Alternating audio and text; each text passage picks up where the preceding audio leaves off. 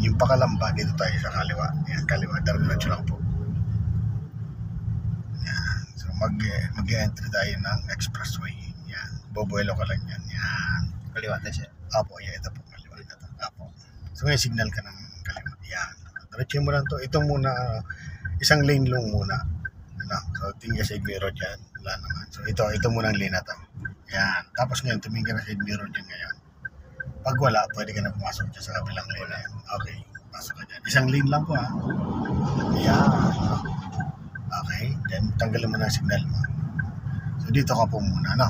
So, kung gusto ulit natin lumipat sa kabilang lane, dahil sa putol-putol naman yung mga guhit na yan, so pwede ka, no? Ina-allowed ka niya na pwede kang kumaliwa o kumanan. Ganun yun. Pero, syempre, titignan pa natin kung may sakyan o wala, no? Samahan mo siya ng signal, ano? So, makikita mo gaano kalayo yan. Pag ganito kalayo, pag yung sobrang liliit pa, yun, nakita mo sa kabilang lane, maliit masyado, nakita mo sa mirror, ibig siya manapakalayo nun. So, titinawan ito. So, tinan mo yung bus, di ba? Ang laki-laki head mirror mo. Kaya nasa likod mo lang. Tapos yung kotse, tinan mo. Di ba? Medyo lumalaki siya. Kasi malapit. Ngayon, yung sumunod sa kotse, wala. Tinan mo, ang layo. Lipat ka ngayon. Dagdagan mo ang gas mo. Ayan. So, pag lilipat ka ng lane, kailangan yung gas mo, dadagdagan mo siya ng konti. Ano po? Ayan, okay. So, okay na to. Okay. Siyempre, practicein mo lagi yung may signal. Now, alam mo, mag-change ka na kaliwa, kanan, lagi tayong may signal. Huwag mo kakalimutan yun. Ano po? Okay, dito ka muna. So, kung dito ka naman sa kanan, practicein naman natin tong kanan. Ano? Silip ka nga dito sa kanan. Okay. So, nakita mo, medyo malayo yung, wala nga sa likod eh. Wala. Napaka-clear. Ang nakita mo ditong puti na yan, nasa likuran mo yan. So, kung mag-change ka ng lane, yung sa isang lane na yon, so wala siya, pwede kang lumipat dito. Pero hindi naman tayo lilipat. Parang pinakita ko na sa'yo. Dito muna tayo. Okay. So, ang gusto kasing lipatan mo ngayon ay dyan sa kaliwa. Kasi, tingnan mo na sa kaliwa, mayroon. Diretso ka lang po muna. Kaya, kita ko kasi dito yan. Ayan. Okay? So, marami.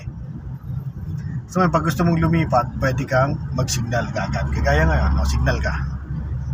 Okay? So, pero, ibig sabihin, nag-signal ka, lilipat ka na kaagad. Titingin ka po muna, Dito na mo.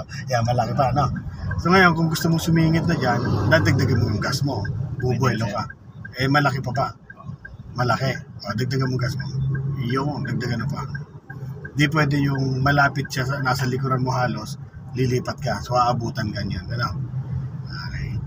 Yan. Ito na yung pinaka-lane mo. Yung nasa kaliwa po yan ang overtaking lane talaga.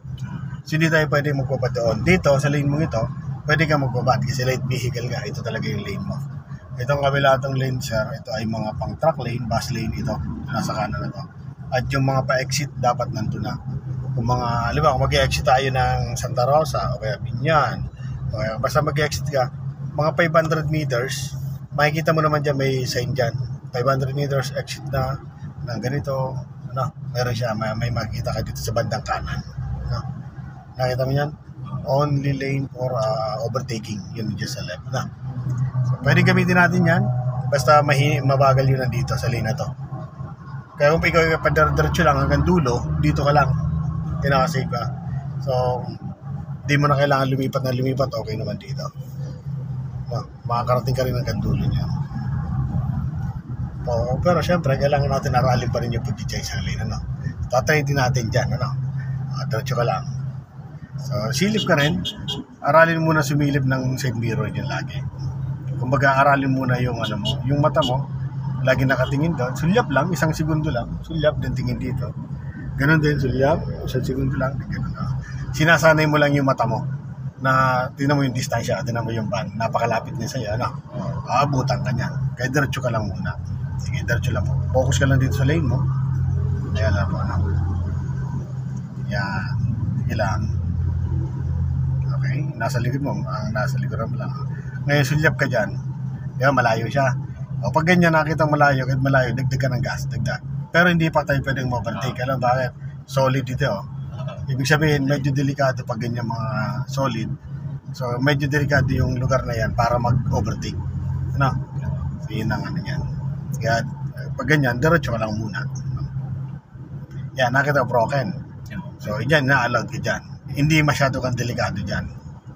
No, sinasabi niya na okay dito mag-overtake. Pero, laging titingnan natin kung wala sakyan dyan. Ito lang. O, try mo. Signal ka ng kaliwa.